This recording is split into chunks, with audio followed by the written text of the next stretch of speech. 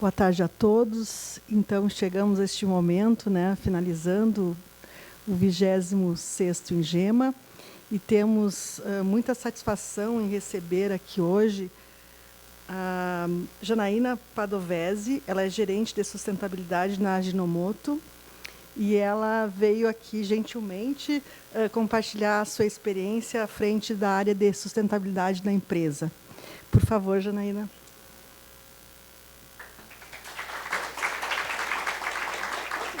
Pode se sentar. Eu gostaria também, nesse momento, de convidar o professor Isaac Kruglianskas, nosso grande inspirador. Nós estamos todos aqui hoje por causa dele.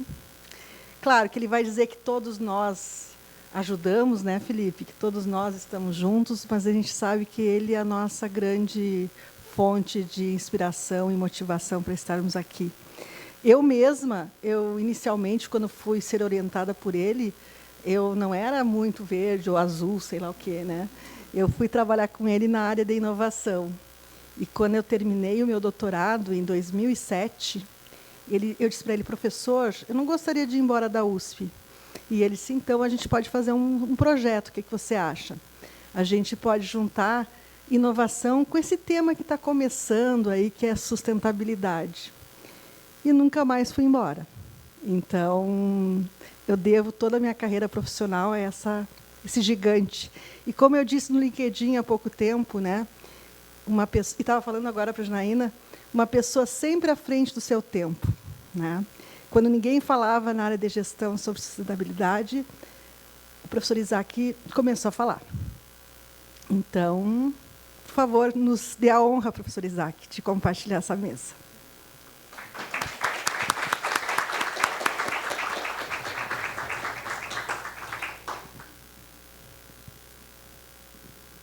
Sempre a culpa é minha, sempre. A especialidade dela. Bom, prazer estar aqui, muito grande. Voltar aqui para um espaço mais acadêmico, né? Sinto falta da conexão da indústria com a academia, então acho que aqui é uma oportunidade de falar sobre isso. Mas deixa eu me apresentar. Deixa eu pegar o pointer aqui. Eu vou ficar em pé, tudo bem? Tudo bem? Bom, então, já me apresentaram, eu sou a Janaína. Eu sou mãe do Gabriel. O Gabriel tem 4 anos, vai fazer 5 em fevereiro. A minha melhor versão de mãe, então eu apresento ela primeiro. Eu sou apaixonada por tecido acrobático, apaixonada mesmo. Eu sou engenheira de alimentos, me formei pela Unicamp em 2008. E eu estou na Ajinomoto desde que eu me formei. Na verdade, até um pouquinho antes, porque eu entrei como estagiária e logo eu fui contratada. Trabalhei 9 anos na área de qualidade assegurada. Na verdade, eu trabalhei na área da qualidade assegurada há alguns anos. Fui transferida para ser gestora de produção da manufatura. Fiquei na área de manufatura 5 anos. Depois eu voltei para a área de qualidade, depois que o Gabriel nasceu. E há 2 anos e meio eu estou gestora. Estou gerente de sustentabilidade da Ajinomoto do Brasil, que foi quando a gente oficializou o nosso departamento de sustentabilidade. Foi nesse momento, não que a gente não fazia sustentabilidade antes, mas foi quando a organização entendeu que a gente precisava de um departamento estratégico para conduzir as estratégias, né, permeadas aí por toda a organização. Então, o departamento foi criado e eu fui transferida para esse desafio. E é importante dizer que gosto muito de estar também no Comitê de Diversidade, Equidade e Inclusão, que a gente tem lá na Ajinomoto. Bom, vou apresentar a Ajinomoto rapidamente, tá? Então, nós somos líderes mundiais, nós somos referência na produção de aminoácidos em todo o planeta, tá? Em nosso mundo. A Ajinomoto está aqui presente em 34 países, tem 116 fábricas pelo mundo e mais de 34 mil funcionários. É uma empresa de origem japonesa, né? Nossa matriz está no Japão.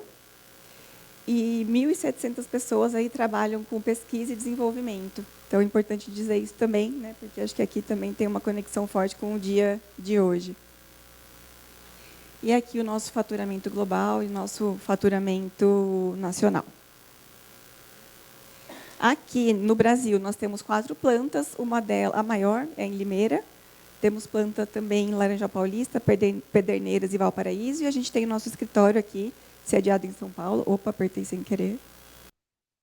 E para o grupo Ajinomoto, a Ajinomoto do Brasil representa bastante. Nós somos aqui o 4º mercado principal para a nossa matriz. E eu falei que a gente era referência em aminoácidos, né? Então, só para exemplificar aqui, a gente produz aminoácidos para alimentos, para cosméticos, indústria farmacêutica, nutrição esportiva, nutrição animal. A gente também tem uma área de agronegócios, com os nossos fertilizantes. E a gente também tem a parte de alimentos, que é aquilo que vocês conhecem, e vem lá na prateleira dos mercados. Quando eu entrei na Ajinomoto, eu achava que a Ajinomoto só fazia sazon. Depois eu fui descobrir o tamanho que é a Ajinomoto. Aqui estão os produtos que vocês devem estar acostumados a ver nos mercados. Enfim, como que é vista a sustentabilidade dentro da Ajinomoto, né? Então, a gente tem aqui, a gente gosta de falar que, com a nossa expertise no AminoScience, ou seja, na ciência dos aminoácidos, a gente quer contribuir para um mundo melhor, para uma sociedade melhor. Então, a gente tem o nosso logo lá, né? Eat well, live well. Então, coma bem, viva bem. Então, a gente quer contribuir, através dessa nossa expertise, para o bem-estar da sociedade, das pessoas e do planeta com um sistema alimentar sustentável. Tá? E, para isso, a gente trabalha com produtos desenvolvidos a partir do nosso processo circular de produção, que é o que a gente chama de biociclo, com menor impacto ao meio ambiente, contribuindo para a saúde das pessoas.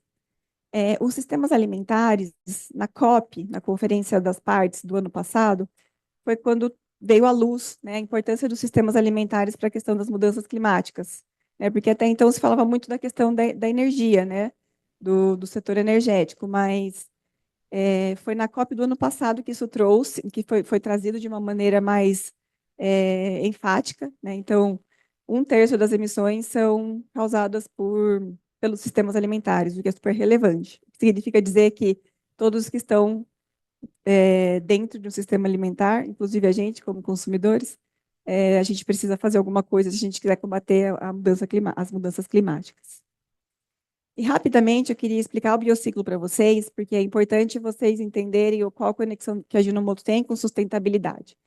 Então, eu disse que nós somos referência em fabricação de aminoácidos, e os nossos aminoácidos, basicamente, eles são produzidos através de um processo de fermentação. E esse processo de fermentação, ele usa como matéria-prima principal a cana-de-açúcar e os seus derivados, açúcar, xarope, melaço. Tá? Então, a gente tem a cana, né, tem casos que a gente compra a cana diretamente, tem casos que a gente compra o material já produzido, né, o açúcar, o xarope, o melaço. Isso chega lá na nossa fábrica, entra por um processo de fermentação. Nesse processo de fermentação, eu tenho meu aminoácido em questão, certo? E desse processo sai um outro produto, sai um coproduto, que a gente chama, que são nossos fertilizantes. Então, a gente não gosta de falar muito essa palavra, que é tipo resíduo, né? O fertilizante ele é um coproduto mesmo, mas ele é produzido a partir de uma outra intenção. A intenção final é ter o aminoácido, mas a gente acaba tendo esse coproduto, um fertilizante que é rico nos minerais e também em matéria orgânica, né, em aminoácidos, e ele pode, então, voltar exatamente para o nosso ponto inicial, que é na plantação de cana, né? E é um fertilizante, comparado com fertilizantes químicos, que tem menor pegada de carbono, ele tem uma grande capacidade de restauração de áreas degradadas, tá? Então, a gente fala que no nosso DNA, a gente tem a sustentabilidade, que é a nossa maneira de produzir. Então, desde que a Ajinomoto nasceu, a gente faz as coisas assim, tá? Num processo totalmente circular. Né, assim, as empresas têm suas metas, a Ajinomoto também tem em relação à sustentabilidade. Então, o que o grupo Ajinomoto tem como objetivo? Chegar lá em 2030, tendo reduzido 50% dos seus impactos ambientais. Normalmente, essa base aí é 2018, tá, em relação aos resultados de 2018. E a gente tem uma outra grande meta, que é de contribuir para o aumento da expectativa de vida saudável de 1 bilhão de pessoas no mundo através dessa nossa expertise de produção de aminoácidos. E dentro dessa meta ambiental, a gente tem aqui dividido em frentes. Redução de gás de efeito estufa, a gente tem essa meta, tanto no escopo 1, quanto no escopo 2, quanto no escopo 3. Não sei o quanto isso é familiar para vocês, talvez esteja chovendo molhado, mas escopo 1 são as nossas reduções, as nossas gerações internas. Escopo 2 tem a ver com o CO2, os gases de efeito estufa por conta de energia elétrica. E o escopo 3 é aquilo que está para fora da minha casa, né? Para fora da porta para fora, né? Toda a minha cadeia de valor, o quanto isso tem de emissão. E a gente é corresponsável pela nossa cadeia de valor. E a gente tem aqui uma meta de redução de resíduos plásticos. Isso inclui reduzir o uso de plástico, porém, não tratamos o plástico como vilão, ao contrário, ele possibilita que alimentos seguros cheguem em lugares onde eles nunca chegariam. É o plástico que proporciona isso. Então, a gente sabe que tem que reduzir o uso, a gente sabe que precisa trabalhar com inovação em relação a isso, tá? Mas a gente não acha que o caminho é eliminar plástico. Então, além de reduzir plástico, a gente quer promover a circularidade do plástico, tá? Logística reversa. Nós somos uma empresa de alimentos, então, assim, seria muito esquisito dizer que a gente não quer contribuir para a redução de perdas e desperdício de alimentos, né? Então, essa é uma meta nossa, inclusive lá alinhada com os ODS da ONU, né, de erradicação da fome, enfim, né? E ter uma cadeia de suprimento sustentável, né? Como eu já falei para vocês, a gente tem corresponsabilidade em todos os nossos elos da cadeia, então a gente tem isso como meta também. Se sobrar um tempinho, se vocês tiverem curiosidade, depois eu posso explicar com mais detalhes as ações que a gente tem feito para cada uma dessas ações, mas aqui hoje eu trouxe outras questões para a gente discutir aqui, tá? Então, assim, eu já cheguei falando de sustentabilidade, é um evento de sustentabilidade, mas eu gostaria que alguém definisse sustentabilidade para mim, o que deve ser fácil aqui nesse grupo. Quem? Pessoal de casa também, não sei se eles podem falar aqui. Felipe, quem que é Felipe? Você? Você.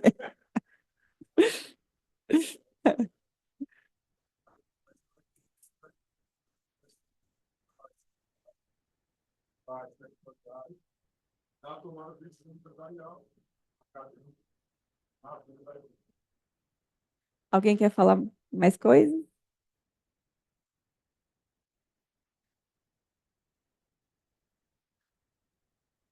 Sim. Sim, tem muitas maneiras da gente definir sustentabilidade, mas eu gosto sempre de falar porque é um termo aberto também, né? E tem gente que olha para sustentabilidade e pensa só em meio ambiente, por exemplo, né? E não é só, é também. Mas sim, aqui eu sempre ponho a foto do meu filho, porque quando eu olho lá para 2030, eu penso, ele vai ter 10 anos. Eu preciso contribuir para que ele tenha uma expectativa de vida melhor. E eu acho que cada um de vocês aqui tem alguém para colocar aqui no lugar dessa fotinha, né? Então, sim, sustentabilidade consiste em atender às necessidades das gerações atuais, sem comprometer as necessidades das gerações futuras, garantindo o equilíbrio entre o crescimento econômico, cuidado com o meio ambiente e o bem-estar social.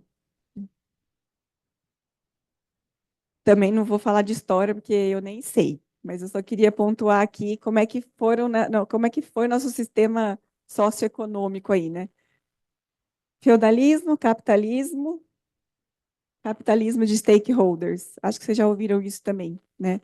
Mas talvez para um grupo de pessoas seja muito óbvio falar sobre isso, mas talvez a conversa também seja nova para alguns, né? Então, capitalismo, quando a gente começou lá, a Revolução Industrial e tudo mais, a gente queria produzir. Não importa se a pessoa trabalhasse 10, 15 horas ou morresse na plantação, o importante era sair produção no final do dia e no começo nem era muito qualidade, né, que a gente queria era produção mesmo, né? Foi um processo importante? Foi um processo importante, né? Mas deixou muitos gaps e continua deixando. Então, né? Então, assim, o capitalismo por si só é dinheiro, só. né? E a gente começou a fazer assim.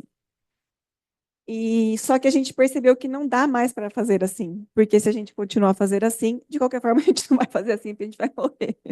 A gente não vai mais ter mundo para viver. Então é uma coisa que meio que não tem alternativa, né? Continuamos com o capitalismo? Sim, mas a gente tem que começar a ver isso de forma diferente, né? O que significa ver isso de forma diferente?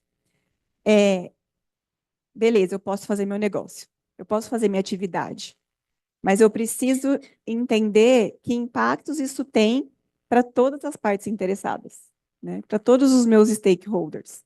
Minha comunidade, eu produzo e ofendo a minha comunidade, meus funcionários, meus clientes, a mídia também é um stakeholder. Quem mais? Tem um monte aí. O próprio meio ambiente é um stakeholder, ele é uma parte interessada, né? Meus acionistas são parte interessada, né? E não dá para eu fazer um trabalho que não atenda à necessidade de todos, né? Não vale dizer que você tem um produto legal de ser consumido se você submete seu trabalhador a condições precárias de trabalho. Isso não é fazer um bom trabalho, ainda que você entregue um bom produto, né? Então, dei o exemplo aí da questão social, mas vale para tudo. Não adianta entregar um trabalho, alguma coisa muito boa e ofender o meio ambiente, né? Então, enfim, acho que a gente já, enfim, as empresas maiores, enfim, já migrou para essa visão, né? Mas acho que falta um bom caminho ainda para a gente dizer que a gente vive esse sistema socioeconômico, né? Acho que a gente não pode dizer que já estamos evoluídos a esse ponto que ninguém pensa só e somente só em dinheiro, né?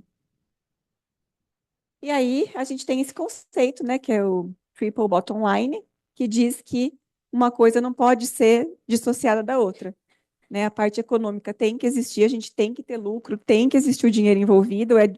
Seria hipócrita falar que não, eu sou uma empresa, só penso em meio ambiente. Não existe isso, né?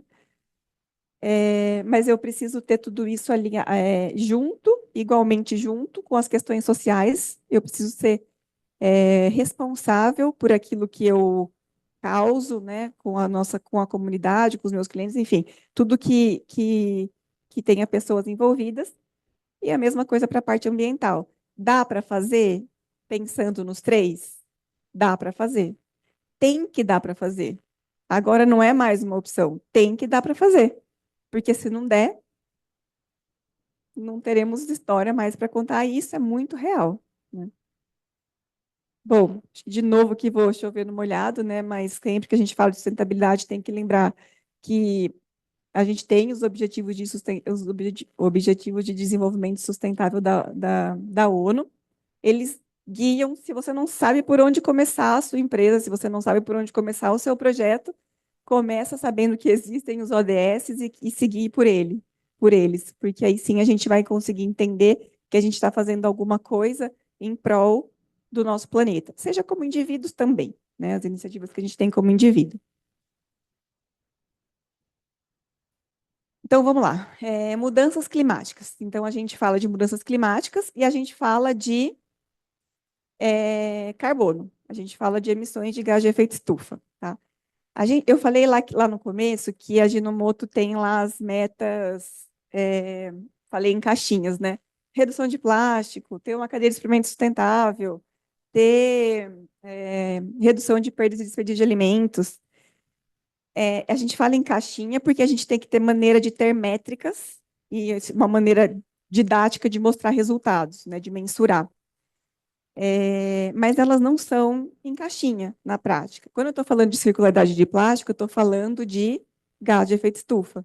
Quando eu estou falando em reduzir perdas e desperdício de alimentos, eu estou falando de redução de gás de efeito estufa. Eu vou dar só um exemplo de embalagem, que é assim, eu falei que o plástico não é vilão. Uma das coisas que o plástico não é vilão é que ele é leve.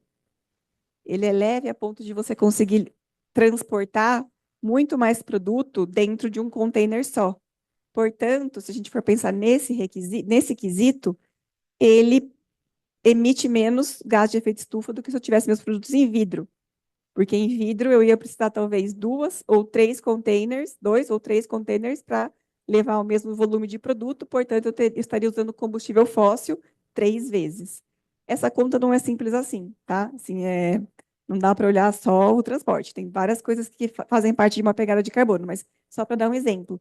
Quando eu falo de plástico, eu estou falando de mudanças climáticas também. Por isso que a gente fala sempre de mudanças climáticas, porque tudo deságua aqui, né?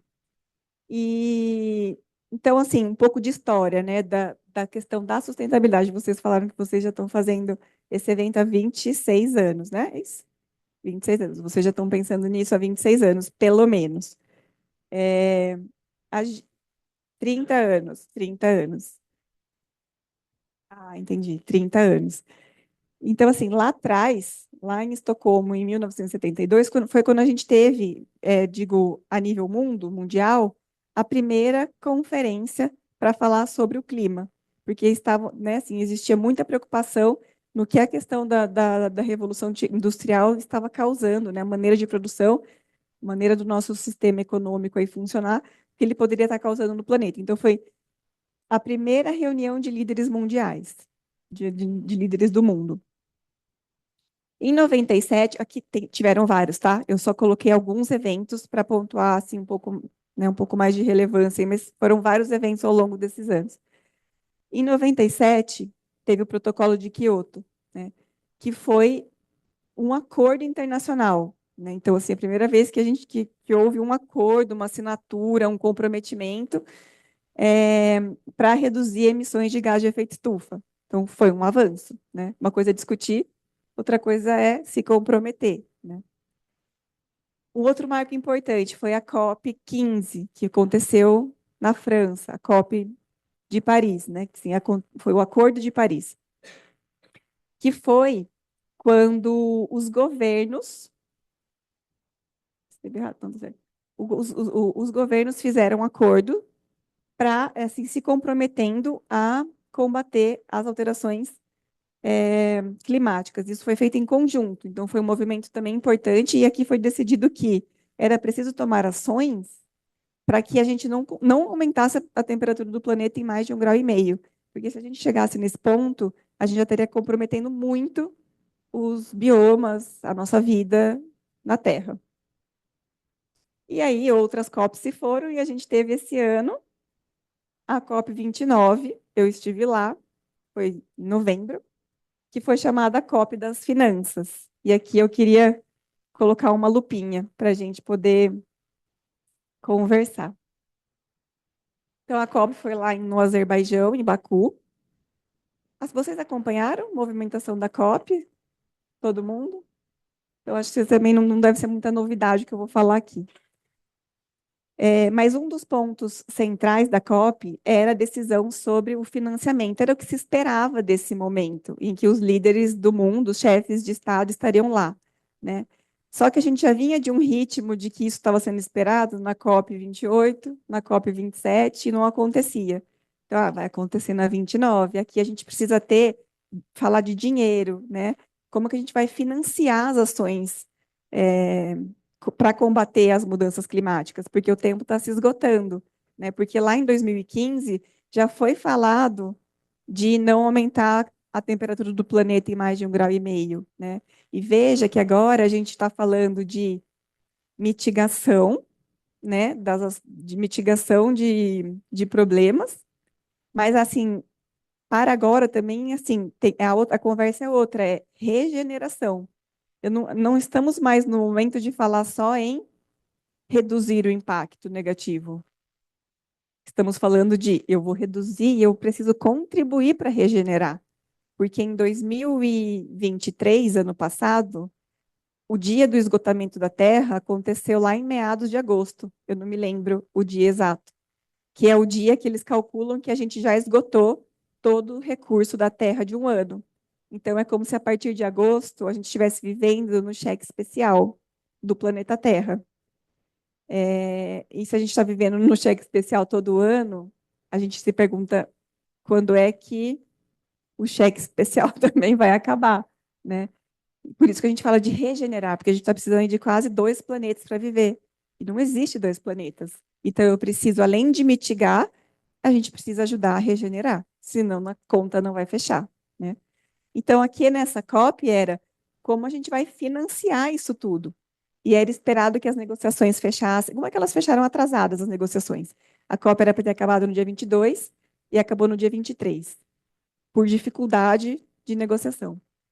Então, assim, esperava-se que as negociações fossem aí na casa de US$ 1 trilhão e fechou em 300 bilhões por ano. É bastante dinheiro, né? 300 bilhões, mas não é o suficiente, né? Então, assim, mais uma COP que a gente teve, né, com o mundo inteiro reunido, em que o resultado foi recebido com decepção por entidades ambientais e países em desenvolvimento. E normalmente, quando a gente está falando aqui dessas negociações, é dos países os países desenvolvidos, que são desenvolvidos porque captam mais recursos, certo? Para poder produzir alguma coisa. E por captarem mais recursos, eles, teoricamente, têm um compromisso maior aí de regenerar os recursos que eles captam, de dividir, porque é um bolo, certo, gente? Assim, um bolo que a gente tem de recursos. Se você tem duas fatias, é porque alguém não tem nenhuma. Então, se você é mais responsável, se você usa mais recursos, você tem que financiar mais. Isso é justo, né? Mas não foi aqui o que aconteceu, e até os países em desenvolvimento também foram convidados de forma voluntária a fazerem financiamentos relacionados aí ao combate às mudanças climáticas. O bom aqui, né, da COP que saiu é que foi, foi feito um acordo, sim, estava em acordo, né, agora a gente tem um acordo que é preciso estabelecer um mercado global de carbono, né, para que quem retire, absorva CO2 da atmosfera possa também ter um incentivo financeiro para quem ainda não consegue fazer isso. É uma forma de você, crédito de carbono, é uma forma de você conseguir impulsionar ações que são benéficas para o planeta. Então, se tem alguém aqui no Brasil, alguma empresa que está absorvendo carbono, ela pode vender os créditos dela para alguém fora do país, ou enfim, que esteja precisando de créditos. Então, isso foi uma coisa importante da COP. Mas, em relação ao que a gente esperava, não foi uma boa COP, não foi aquilo que se esperava. O ponto é, o mundo caminha para um aquecimento consideravelmente acima de 1,5 graus. E por mais um ano, pelo menos, porque já sabemos que não teremos investimento suficiente para manter, né, o Acordo de Paris. A pergunta é, qual vai ser o ano que a gente vai ter realmente ações que sejam efetivas, eficazes, para que a gente tenha um futuro, tenha, né, condições de ter outras gerações do nosso planeta. E esse aumento aqui significa que a gente ainda vai presenciar vários Rio Grande do Sul, que a gente já sentiu esse ano, né? Eventos extremos, secas, inundações, elevação do nível do mar, perda de biodiversidade, migrações climáticas e diversos outros impactos sociais e econômicos sem precedentes. Eu não sei o que mais que a gente precisa dizer para provar que é real. A gente precisa ter outro estado inundado, a gente precisa ter um país dizimado, a gente precisa o quê? Para convencer o mundo de que a gente precisa fazer alguma coisa que não é história, que não que é balela, porque agora a gente consegue ver e a gente tem um país abençoado, né? Então, assim, de recursos, a gente tem um país abençoado. E quem não tem, né? O que vai acontecer? E até para a gente isso está acontecendo para todo mundo e vai acontecer para todo mundo. E aqui, gente, volta na questão do financiamento.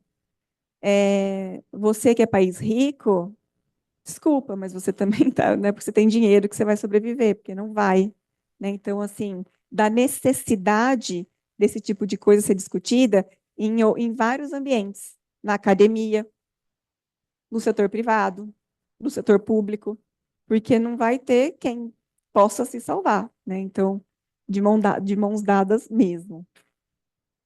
Então, aqui, né, tem até esse dado aqui, que a gente está esperado que a gente tenha uma redução de 1/5 do PIB global em 2050, por conta das mudanças climáticas. Está mexendo no bolso, gente, vai mexer no bolso também, né? Então, precisa investir. E muito se falou na COP, muito se falou em todos os painéis que eu participei, das discussões que eu vi, transição justa. Tinha até como diz, oh, meu Deus, quando alguém vai lá fazer, esqueci a palavra, manifestação. Manifestação lá dentro do ambiente da COP, sim, manifestações pacíficas, mas muitas falando da transição justa. Por quê? Porque não dá para deixar ninguém para trás, né? Não dá para a gente deixar os indígenas para trás, não dá para a gente deixar os pretos para trás, não dá para a gente deixar mulheres para trás, né? Então, se a gente precisa ter uma transição energética, precisa ter uma transição, precisa ter planos de ações aí eficazes para combater a questão climática, mas a gente não pode deixar ninguém para trás. E de que forma que a gente vai fazer isso? Porque não existe a gente falar, não falei lá que era um tripé? Não existe a gente falar de economia e de meio ambiente sem falar da parte social, né? Então, o que significa dizer, né, ter uma transição justa? Garantir condições de vidas e trabalhos dignos, respeitar direitos humanos, promover a igualdade de oportunidades, incluir trabalhadores, comunidades e pequenos produtores no processo de transformação. Eu fiquei muito contente de ver os povos originários na COP. Lá na COP tinha um stand só da Amazônia, do consórcio da Amazônia. Ali teve muita discussão, muitas pessoas ali, representantes indígenas, falando nos painéis, explicando, enfim. Achei super, super legal, super relevante. E não só ali, também vi outros pavilhões com os povos originários, né, explicando da importância disso, do como eles podem contribuir e como eles merecem estar envolvidos nisso tudo. Então, eu vi bastante isso, mas na minha visão também, eu entendo que as empresas, elas têm aqui eu estou falando das empresas, tá? Setor privado. Elas têm uma dificuldade de conseguir colocar metas para elas mesmas que estejam relacionadas à transição justa, porque é difícil fazer. É difícil medir, né? Então, a gente acaba que vai pelo ambiental, por exemplo, eu vou reduzir minhas perdas e desperdício de alimentos.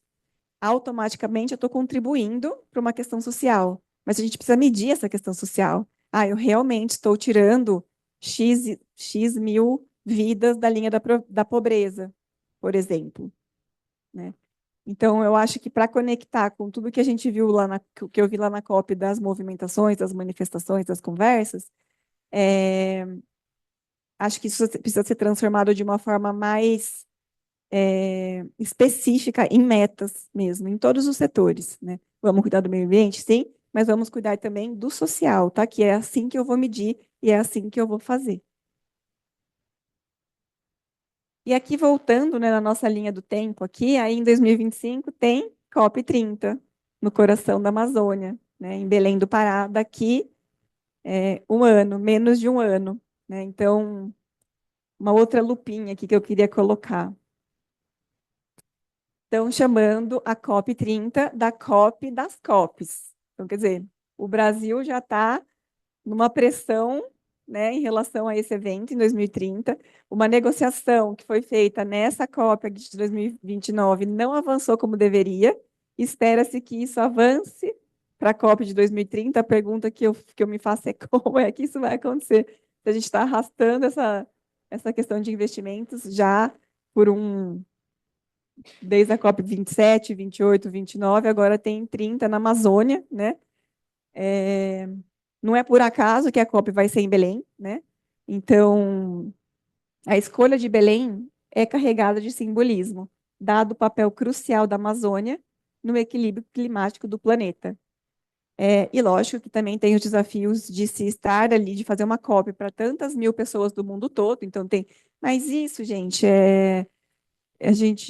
eu vi um post de um colega meu que ele esteve na COP comigo também e ele falou assim, parece que a gente tem um negócio que parece que o Brasil mesmo está falando que não vai dar, entendeu? Não vai dar, em Belém não vai dar, não vai ter hospedagem, quero ver como é que os gringos vão ver o Brasil.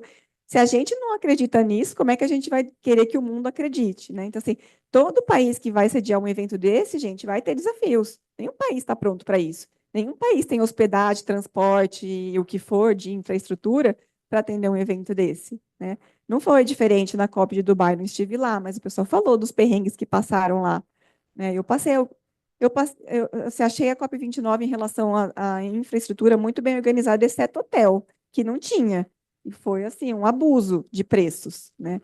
Enfim, teremos desafios, ninguém está falando que não. Mas por que que a gente duvida da nossa capacidade de sediar uma COP? A gente tem uma Amazônia, né? Assim, é o momento da gente trazer luz para o Brasil, de trazer o Brasil numa questão aí central. A gente tem agro, né? A gente tem tanta coisa que o Brasil aqui é referência, por que a gente não conseguiria? Então, se algum de vocês tem esse pensamento que Belém não vai dar conta, vamos torcer para que Belém dê conta, né? Porque isso vai trazer benefícios para o Brasil e para o mundo. Então, assim, existe uma grande expectativa em relação à COP30 e nós estamos aqui para fazer essa história, certo?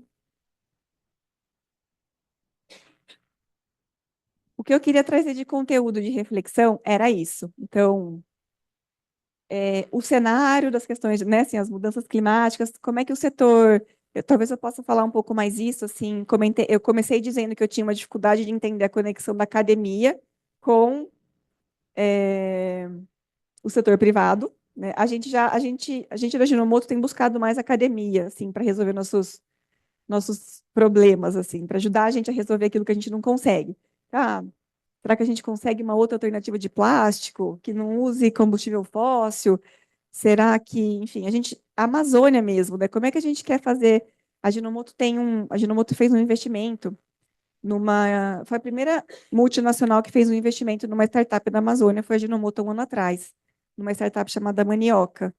A Manioca, ela é uma empresa de alimentos também, produz alimentos a partir dos ingredientes da Amazônia, né? Então a gente fez esse investimento, a gente se orgulha muito disso. E assim, como é que a gente faz para desenvolver, de gerar valor econômico lá onde tem tanta coisa para a gente usar na Amazônia? Né? Como é que a academia pode explorar isso e ajudar o setor privado a avançar nessas questões? Então, a gente tem tentado essas conexões.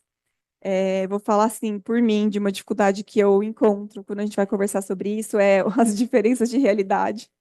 Né? Então, eu mesmo me questionava muito isso na faculdade, assim, nossa, como é que eu vou trabalhar numa indústria? Porque parece que a indústria, eu não sei o que acontece dentro de uma indústria. Assim, era um curso, pelo menos na minha época, ele muito, muito acadêmico, né? E quando você sai para uma indústria, você fala, bom, vou me virar, né? A gente se vira sozinho. Mas, assim, o conhecimento que a academia tem, ninguém nunca vai ter, né? Assim, esse potencial.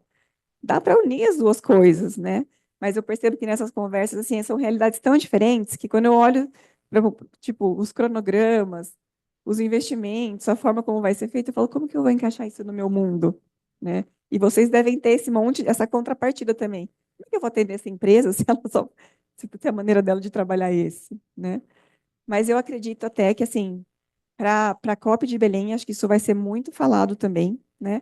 Da importância da gente usar o nosso conhecimento, o conhecimento dos ancestrais, dos povos que vivem lá na Amazônia, como é que a gente desenvolve novas coisas e gera economia, que gera valor ali na Amazônia, para a empresa, para a comunidade, para os indígenas, para os quilombolas, para os ribeirinhos, para todo mundo, para o governo.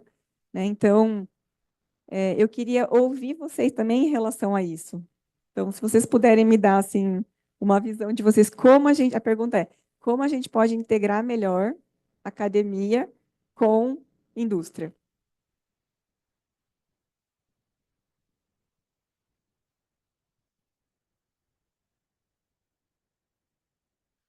Bom, meu nome é Felipe.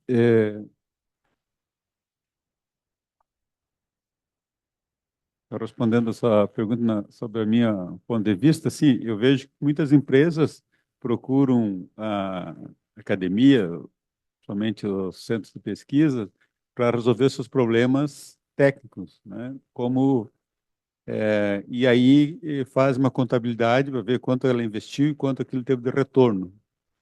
E eu queria te perguntar se a sua empresa, ou como é que você vê empresas, se existe essa possibilidade de empresas investirem em projetos que não têm um retorno financeiro, mas, por exemplo, junto com a academia, desenvolver um projeto de educar os seus clientes, seus fornecedores, para cuidar melhor do meio ambiente, para retornar suas embalagens, enfim, uma série de outras coisas que não são projetos assim com retorno quantificável, né? Se você vê isso como viável. Obrigado. Me quebrou. Quebrou geral aqui, ó. Oi. Deixa eu só, eu vou terminar. Assim, sim, isso também faz parte da nossa gestão, né? Uma empresa ou qualquer coisa que a gente for fazer em relação ao meio ambiente, a gente tem que entender que projetos de investimento serão necessários, né? Mas eu também não gosto, eu gosto de ver sempre assim. Sustentabilidade não é só gasto, não é. Vou dar um exemplo que acontece dentro da Ajinomoto. A gente tem uma meta de redução de gás de efeito, de redução de perdas e desperdício de alimentos, e a gente, através do nosso programa de excelência operacional, que assim, o programa ele tem vários pilares, cada pilar cuida de um tipo de perda. Perda de conhecimento, assim, perdas por falta de conhecimento, perdas por quebra e falha, perdas enfim, por defeito e perdas de materiais. Aqui, só de trabalhar a perda de materiais dentro da fábrica, a gente conseguiu salvar muito dinheiro, né? Então, o que as empresas têm que fazer com inteligência sustentabilidade não é opção. Ainda algumas empresas se beneficiam dessa conversa. Olha, eu faço sustentabilidade, meu concorrente não. Mas assim, gente, se não agora, aí vai ser amanhã que isso vai passar a ser tipo padrão. Se você não faz sustentabilidade, meu filho, você nem conversa, entendeu? A gente nem conversa. Então, assim, já que tem que fazer, a empresa tem que ter essa gestão de eu salvo aqui e aplico aqui, né? Se eu economizo aqui, aplico ali. Dá para fazer isso de forma muito bem feita, mas é lógico, a gente tem que conseguir fazer a gente como empresa olhar para coisas que vai precisar de um investimento. E aqui também entra uma conversa com o setor público. Que tipo de incentivos estão sendo gerados para que as empresas tenham né, possam fazer aí movimentações financeiras para alavancar as coisas que elas ainda não conseguem sozinhas, né? Então é sempre um balanço. Dá para fazer sim, é a questão de gestão, tá? Também não dá para fazer só gastando dinheiro. Fim, né? Precisa ter lucro. Isso é não tem como falar que não. Não dá para a gente só gastar dinheiro com sustentabilidade. A gente precisa gastar dinheiro e conseguir dizer que estamos vivos no mercado. Mas dá para fazer. Respondi? Acho que o colega ali tinha levantado a mão. Ele cedeu. Tá bom, tá bom, tá bom. Pode falar. Bom, meu nome é Alexandre, eu faço pós-doutorado lá na USP, sou consultor também. Então, eu vivo um pouco dos dois mundos, né? Tanto a academia quanto as empresas, né?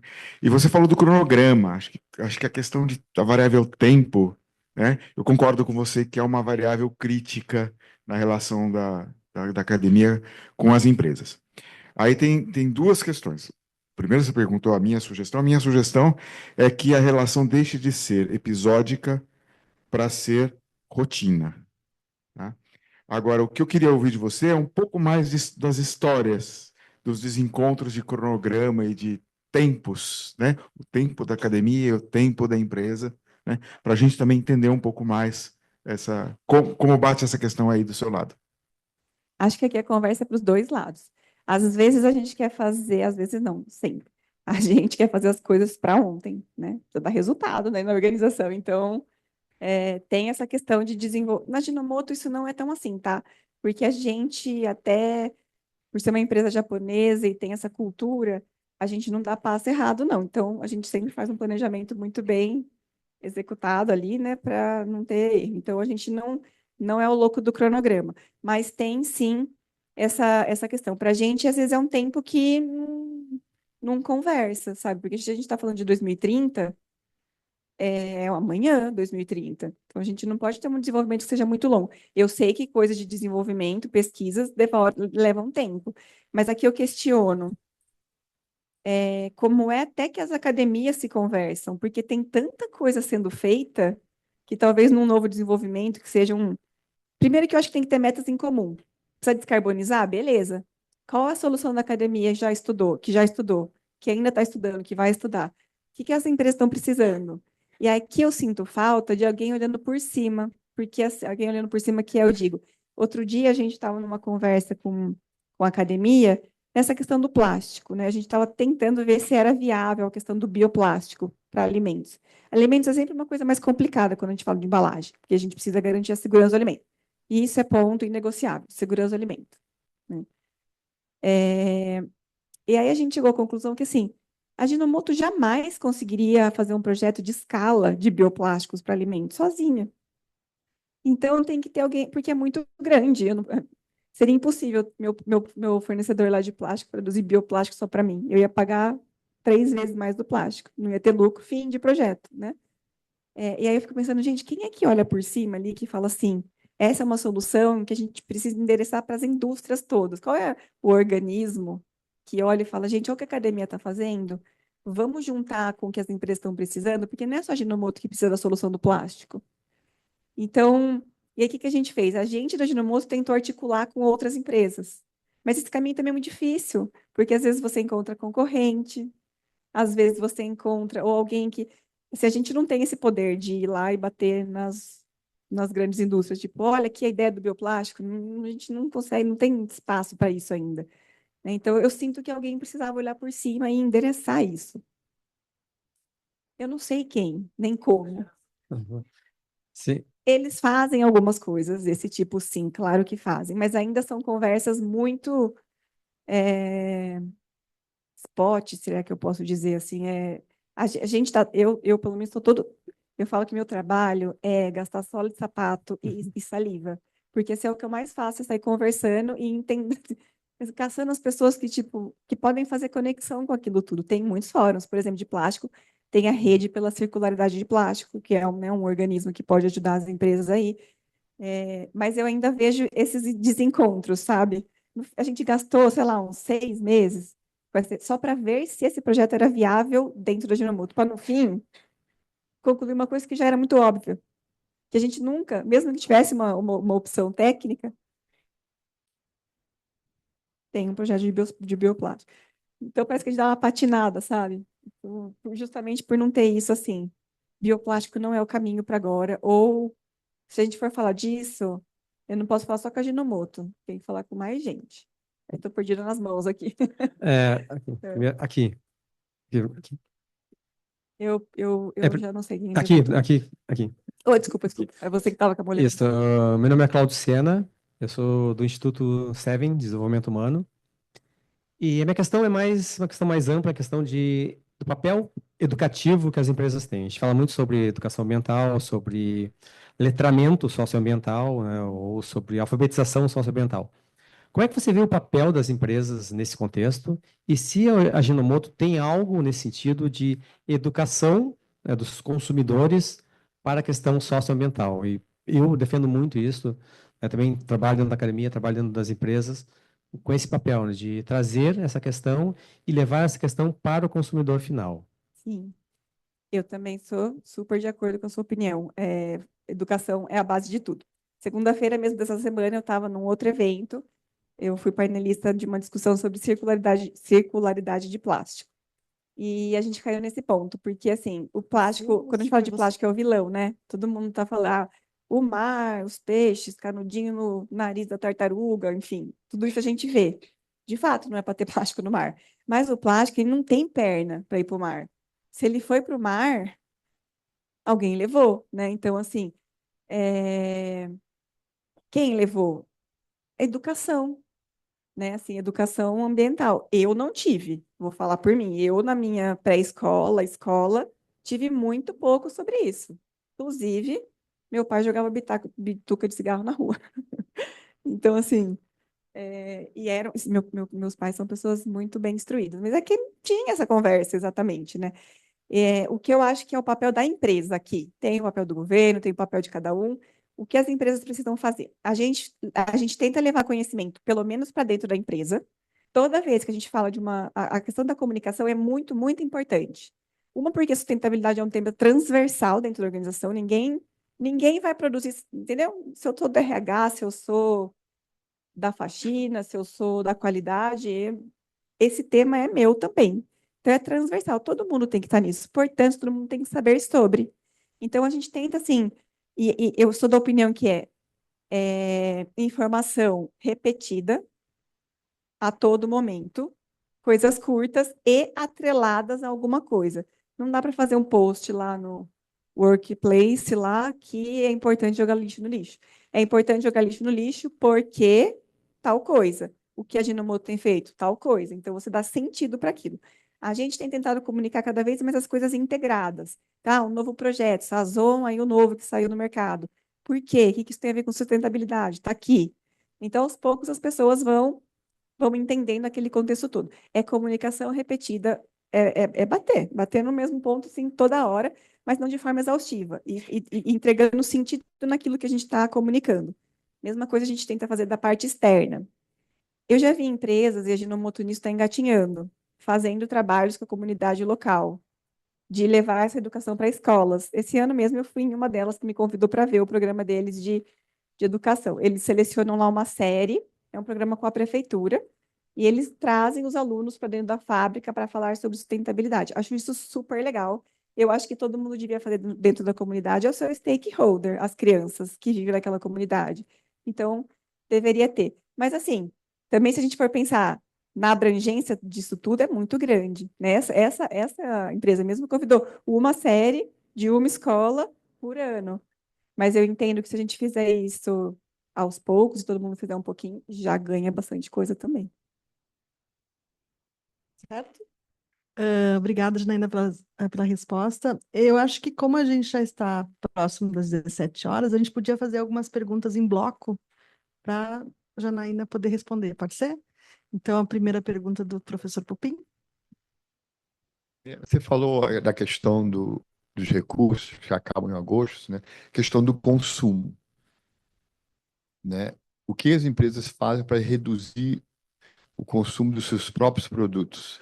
Porque o problema do consumo, porque as empresas querem vender mais e mais e mais, crescer no mercado e vender mais, e mesmo que faça reciclagem, economia circular, nunca é suficiente para reduzir a pegada ecológica. Então, o que que as empresas fazem para reduzir seu próprio consumo? Legal, boa pergunta. Faz Tá. um bloco. Tá. Mais uma pergunta.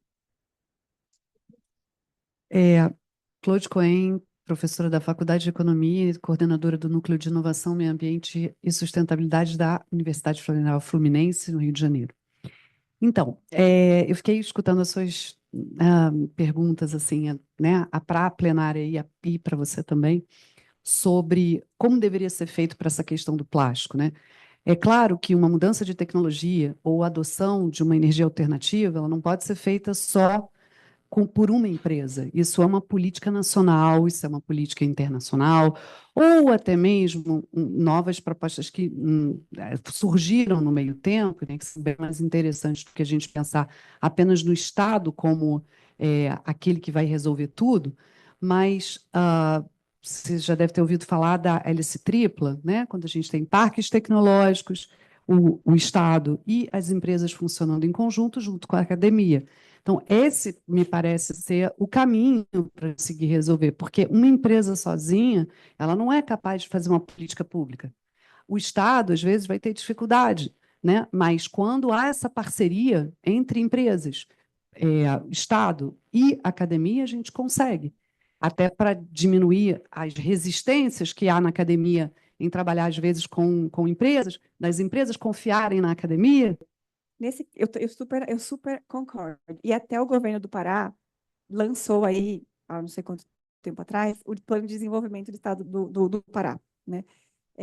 O governador, ele falou sobre esse plano, e esse plano inclui, eles estão desenvolvendo um centro de inovação lá em Belém.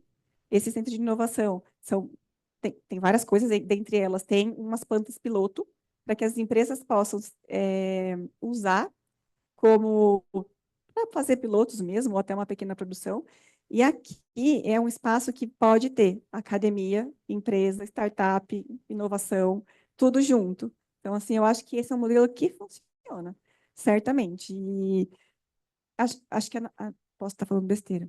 Eu acho que a Natura tem uma coisa dessa também, mas não vou me aprofundar porque eu posso estar falando besteira. Então, assim, é o caminho. Cada vez mais essas conexões. A gente é membro da Rede pela Circularidade do Plástico e a gente tem trazido bastante, assim, a rede tem trazido muito dessas questões para a gente. Quem pode nos ajudar com as questões técnicas, sabe? Então, a gente tem, acho que esse diálogo está mais aberto. E respondendo a sua, do consumo, a gente precisa reduzir consumo de recursos naturais.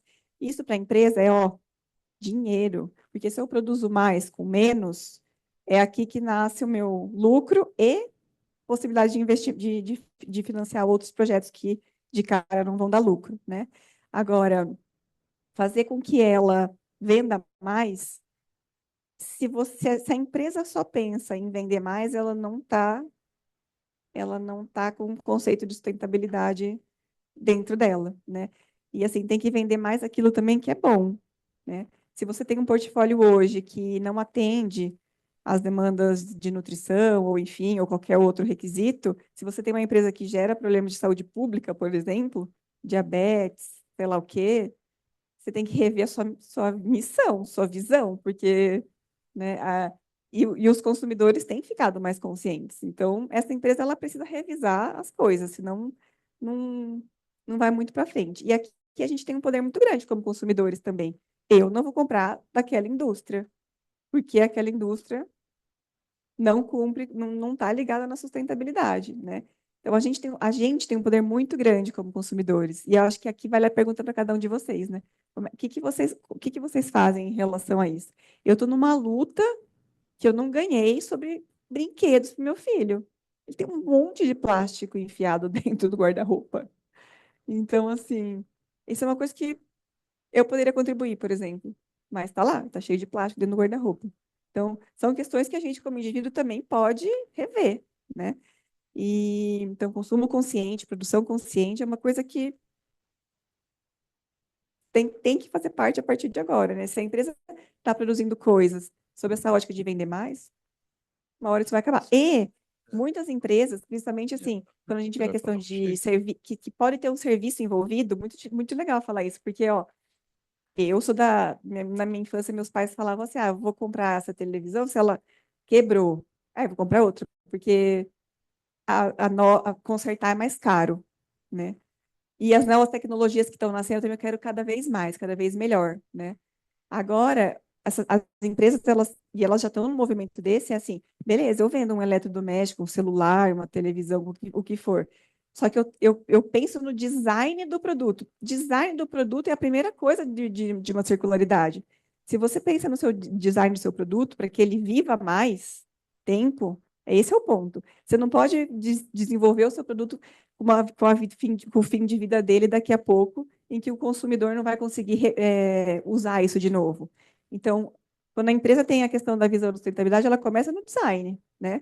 E as empresas estão nesse movimento, eu não vou poder mais vender tanto, porque eu não quero mais que meu consumidor jogue, meu consumidor jogue fora e compre outro, mas eu posso oferecer um serviço junto, que é de ir lá e ter peças de reposição, ou de criar modelos que, se você quiser fazer um upgrade, você simplesmente troca pequenos componentes, você não troca tudo.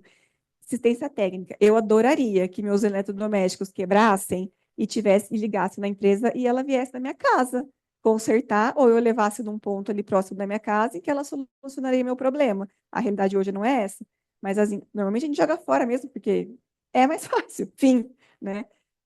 Então, essa questão do negócio ficar obsoleto, muitas empresas têm visto como oportunidade de fazer dinheiro, não a venda do produto, mas a venda do serviço. E aí você gera um modelo de negócios diferentes. Você não vende mais só produto, você vende serviços. Muito bem, muito bem. Parabéns, Janaína. Acho que foi uma apresentação muito boa, muito interessante, um pouco desconfortante, né? Porque ela perguntou o que que você vai fazer, e eu comecei a me esconder aqui atrás da cadeira. Bom, na verdade, eu acho que a ênfase, se eu conseguisse sintetizar as colocações da Janaína, e a boa contribuição eu não gravei o nome, da Helix. Triple Helix, levante a mão. Então, isso nos remete, com todas essas observações, que a sustentabilidade tem que ser holística, não dá para uma empresa sozinha, não dá para os consumidores sozinhos. Aí está o grande desafio. É como a gente integra tudo isso. Eu acho que, nesse sentido, a tua apresentação foi muito boa, então a gente agradece aí as suas contribuições, e com isso nós vamos encerrando essa sessão, porque nós vamos ter agora a apresentação final sobre os trabalhos, não é isso? Então, eu posso sentá-lo agora ali ou eu tenho que ficar aqui também? Tá, então eu vou ficar aqui mesmo. Tá bom, então a palavra está com você.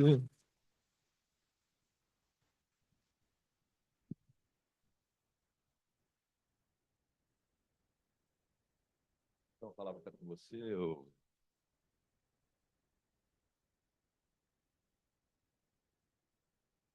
Quero agradecer novamente a Janaína. A indicação de trazer a Janaína aqui foi feita por um dos consultores da FIA, que me disse, que foi nosso aluno no mestrado profissional aqui, e me disse, olha, um dia eu estava apresentando o Engema do ano passado para os alunos, a programação, convidando eles para virem, e o aluno disse assim para mim,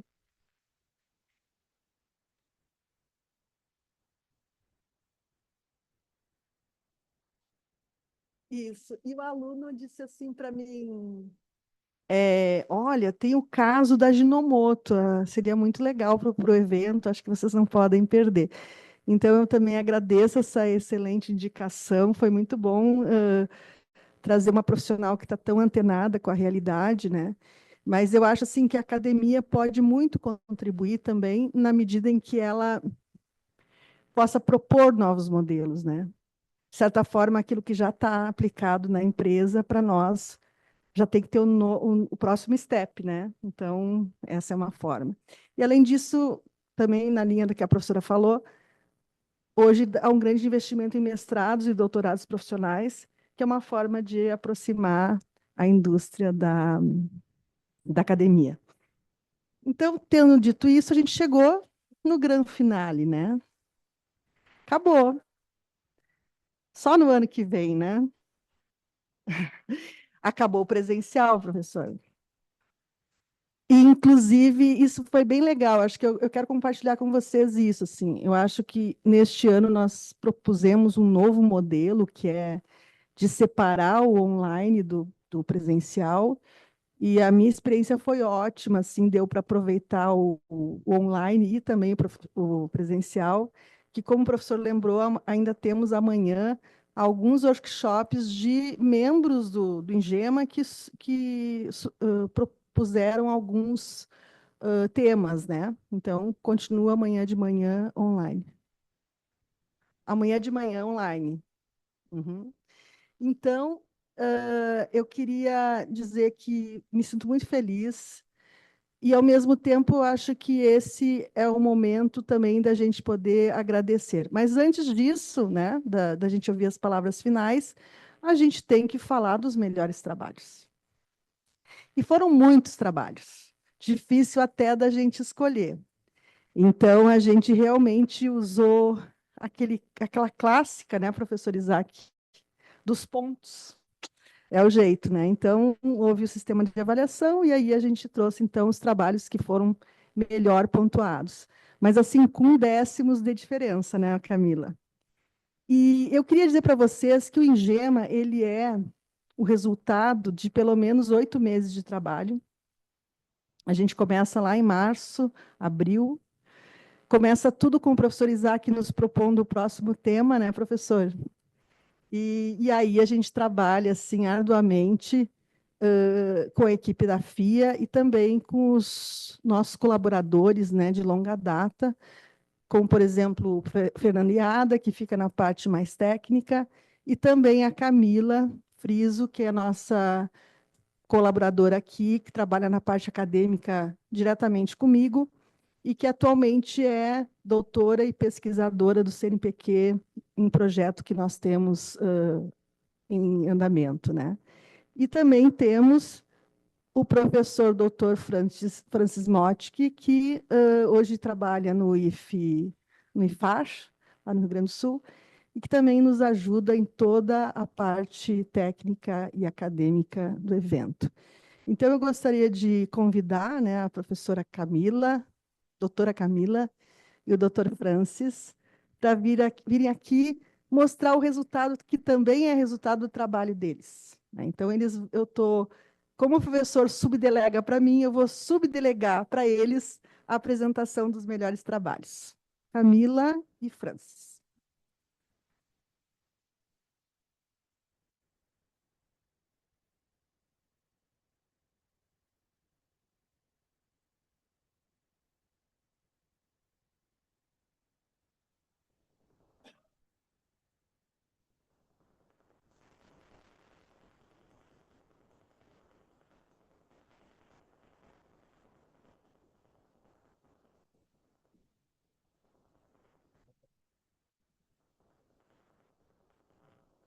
Bom, boa tarde a todos. Vamos dar início, então, à premiação dos melhores trabalhos. Nós organizamos em duas partes, digamos assim. A primeira parte são premiados o melhor artigo de cada área, e na segunda parte a Camila apresenta, então, os melhores trabalhos por categoria. Então, tem o artigo, tem ensaio acadêmico, tem relato técnico e tem trabalho de iniciação científica. Dos artigos científicos, então, por área, da área de agronegócios e sustentabilidade, o melhor artigo foi Sistemas agroflorestais biodiversos e a crise climática global, estratégias emergentes na transição para sistemas agrícolas resilientes. Bruno Putin e Rosana Corazza.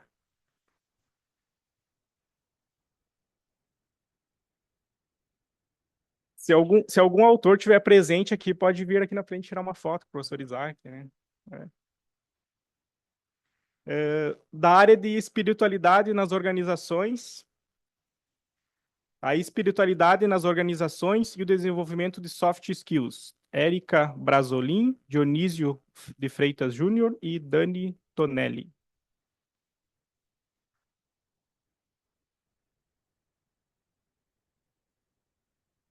Da área de casos de ensino e métodos de pesquisa em sustentabilidade.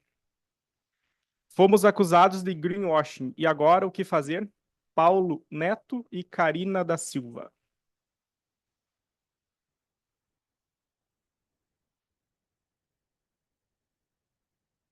Melhor artigo de cidades sustentáveis e inteligentes. Circularidade urbana em territórios de produção do conhecimento. Iniciativas de promoção da mobilidade urbana sustentável em casos latino-americanos. Silvia Cruz, Denis Alves, Milena da Silva, Marcela e Milena Serafim.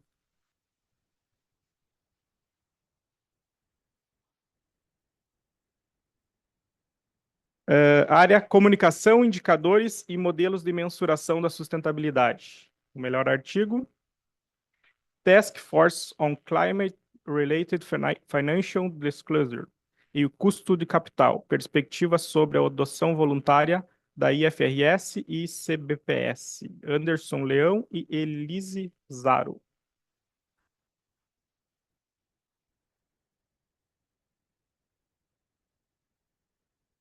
Área Educação e Sustentabilidade. Melhor artigo. Um olhar sobre a sustentabilidade nos documentos institucionais das universidades federais com cursos de graduação em Ciências Contábeis.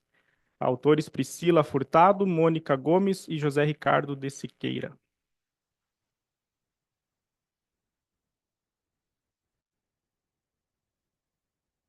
Área Empreendedorismo Sustentável e Negócios de Impacto. Melhor artigo. Inovação sustentável e governança corporativa. Uma abordagem integrada para a adoção de práticas sustentáveis. Autores Lucas Brenner, Felipe da Silva, Lia Passos Oliveira e Silke Soares.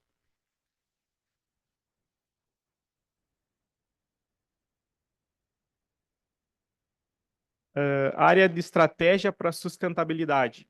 Melhor artigo. Crescimento econômico, emissões de CO2 e sustentabilidade no Brasil. Uma análise comparativa com base em 60 países. Autores Edilson Júnior, Rafaela Cristina Gomes e Lucília de Oliveira.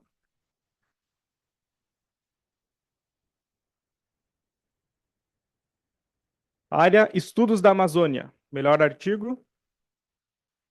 Inserção de agricultores familiares agroecológicos em cadeias curtas de comercialização, assentamento Paraíso das Acácias, Rondônia.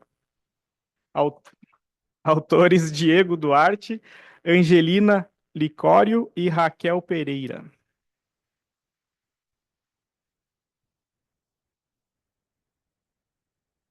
Área de Finanças Sustentáveis. Artigo premiado, Lei da SAF e as mudanças no cenário tributário do futebol brasileiro.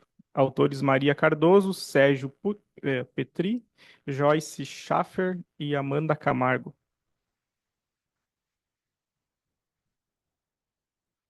E teve líder premiado, hein, né? O professor Sérgio é líder e foi premiado. Área de Gestão Ambiental. Melhor artigo. A influência de fatores socioambientais na incidência de dengue no Brasil.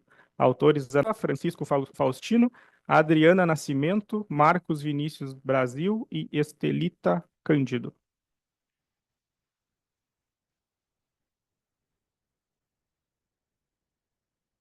Área de Gestão de Pessoas e Sustentabilidade. Melhor artigo da área. A Síndrome de Burnout na perspectiva da gestão, um estudo exploratório qualitativo na área de saúde. Autores Leonardo Pelegatti, Pedro Coelho Júnior, Mariana Bandeira e Fernando Gonçalves.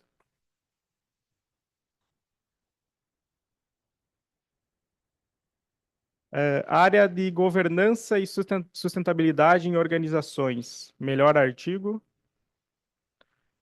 Influência dos níveis de governança e inovação no desempenho socioambiental.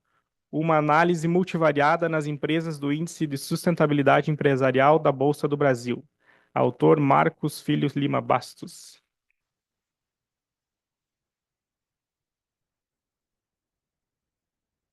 Área de Inovação para Sustentabilidade. Melhor artigo.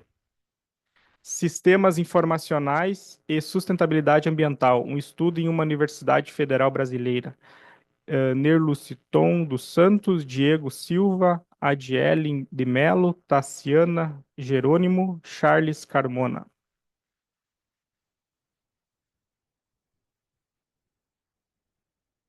Área de Marketing e Sustentabilidade. Comportamento de motivação ao boicote dos consumidores, a prática de greenwashing. Modelo de predição baseado no Support Vector Machine.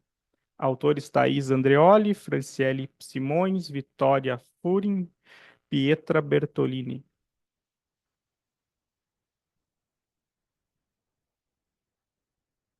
Área de Operações Sustentáveis e Economia Circular. Melhor artigo. The Effects of Socially Responsible Reputation and Compliance on Supplier Selection, a Dynamic Capabilities Approach. Autores Vilmar Tôndolo, Rafael Teixeira, Juliana Campos e Rosana Tôndolo.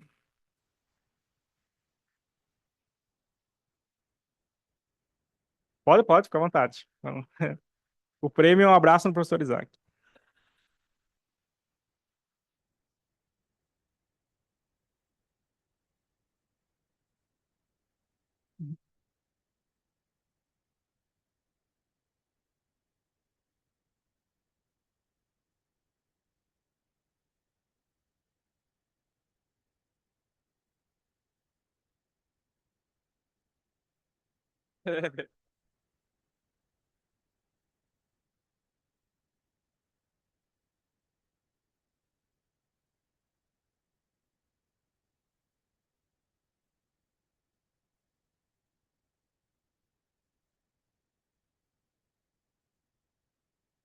Área de Políticas Públicas para Sustentabilidade. Melhor artigo.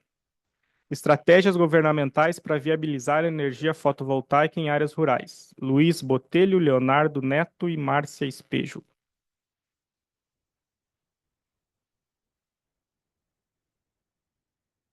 Área Responsabilidade Social Corporativa, melhor artigo. Práticas e ações ESG em empresas do segmento de cosméticos. Uma análise comparativa. Renata Correia, Silvana Kruger e Edicreia dos Santos.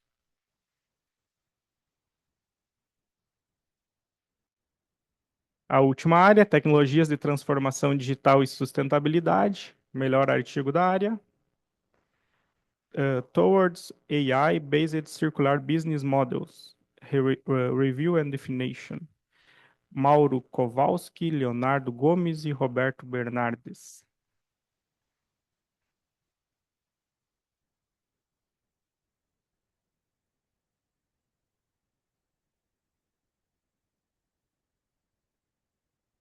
Então, agora vamos para a premiação dos melhores trabalhos por categoria.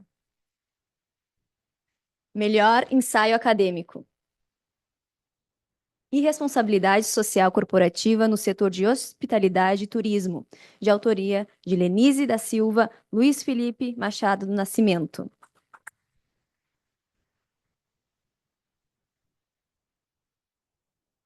Melhor ensaio acadêmico.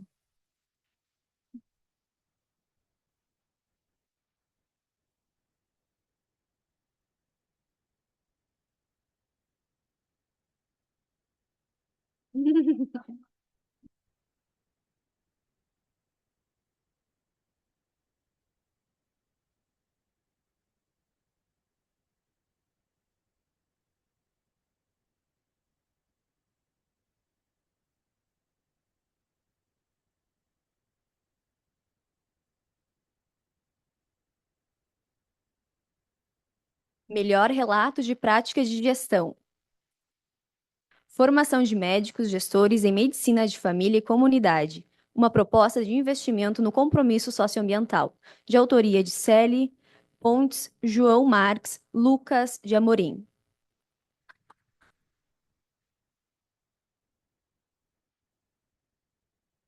Melhor trabalho de iniciação científica. O efeito moderador do engajamento dos stakeholders na relação entre desempenho ISG e valor de mercado, de autoria de Aline Tonin, Ana Júlia Batistella, Alan Pinheiro.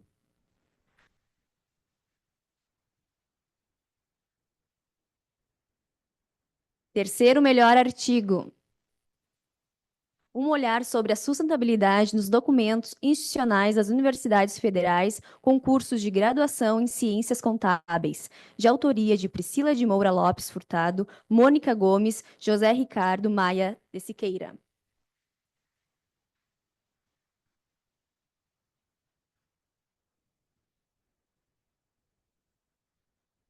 Segundo melhor artigo. Circularidade urbana em territórios de produção do conhecimento, iniciativas de promoção da mobilidade urbana sustentável em casos latino-americanos, de autoria de Silvia Cruz, Denis Alves, Milena da Silva, Marcela e Milena Serafim.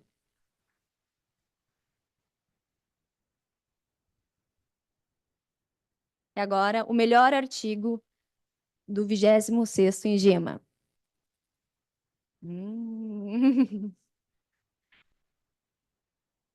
Crescimento econômico, emissões de CO2 e sustentabilidade no Brasil. Uma análise comparativa com base em 60 países. De autoria de Edilson dos Santos Júnior, Rafaela Gomes e Lucília de Oliveira.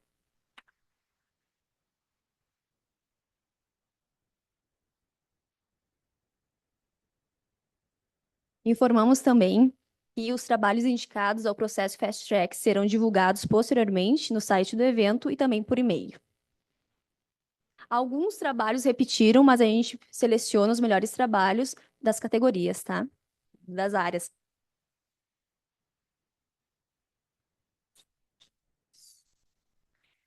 Bom, e com isso todos conheceram, então, os grandes responsáveis pela logística do INGEMA, né? O Francis e a Camila. Mas também a gente não poderia deixar de comentar, né, professor, que durante o evento, muita gente veio elogiar o Engema, não só pela estrutura acadêmica, mas também pelo cuidado com a recepção aqui na FIA, com os coffee breaks, os momentos de interação. Tínhamos até violino, né, ontem, e assim as pessoas elogiando e gostando muito. Inclusive, até a nossa máquina de tirar fotos, a FIA já trouxe a ideia que vai levar para a festa de final de ano, então o Engema fazendo até, né, trazendo uma tendência, mas e tudo isso é responsabilidade de pessoas que trabalharam esses 8 meses com muito carinho, pensando, né? E aí eu queria destacar a Marta. Levanta, Marta.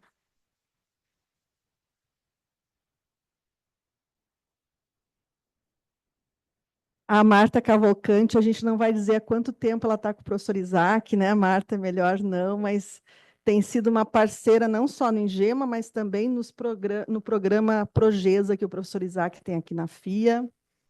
Com ela, toda a equipe dela, né, a Bárbara.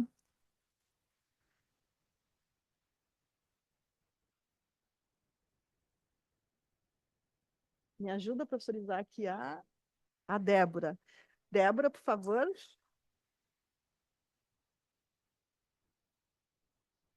Então, ficou claro que a dedicação toda delas, né, ficou transparente durante o evento. Então, eu agradeço de coração, porque, olha, é muito bom fazer um evento com uma equipe dessa. Então, assim, meu agradecimento, assim, de coração. Eu recebi muitos elogios no Engema, mas, olha, grande parte é de vocês. Então, assim, muito obrigada. Espero que vocês continuem comigo, não me abandonem, né? E também agradeço a vocês que ficaram até o final, né?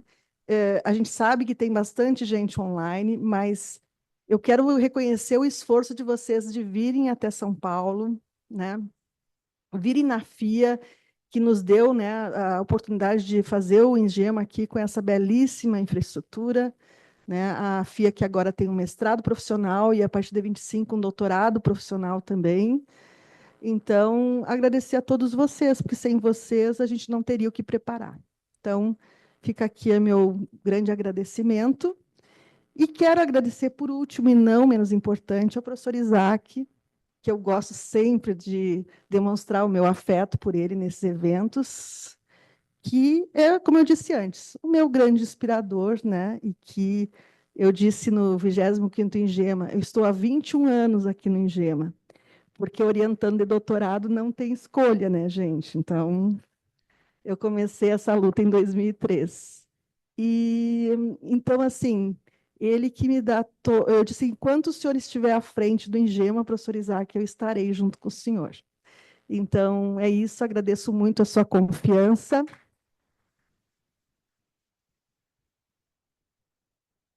Muito obrigada.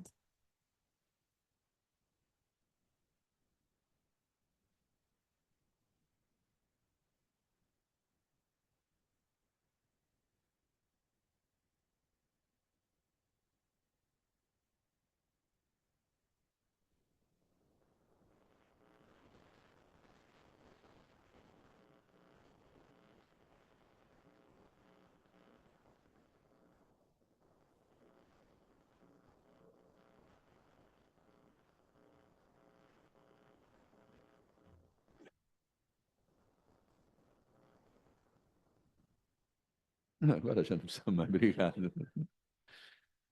Bom, pessoal, realmente chegamos ao fim. Ah, a Clândia fez os agradecimentos, fez os reconhecimentos. Ela esperou para fazer isso no final.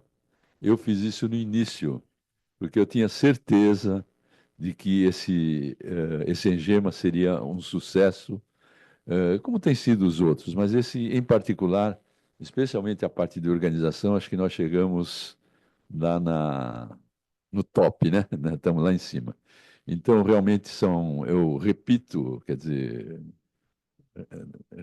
repito, não, reconsidero novamente os mesmos agradecimentos que eu fiz inicialmente. Cheguei a classificar tudo direitinho, porque eu acho que é muito importante a gente lembrar de quem está por trás. Só faltou, talvez aqui no final dos agradecimentos da Clândia, agradecer aos avaliadores. Os avaliadores, tem um aqui. Por favor, tem avaliadores, líderes de equipe de avaliação. Levante todos que são líderes de avaliação. Uma salva de palmas para todos eles.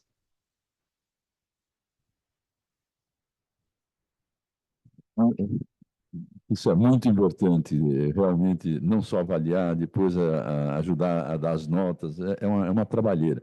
Conseguir que os seus orientados, doutorandos, etc., colaborem, esse realmente é um esforço bastante grande, né?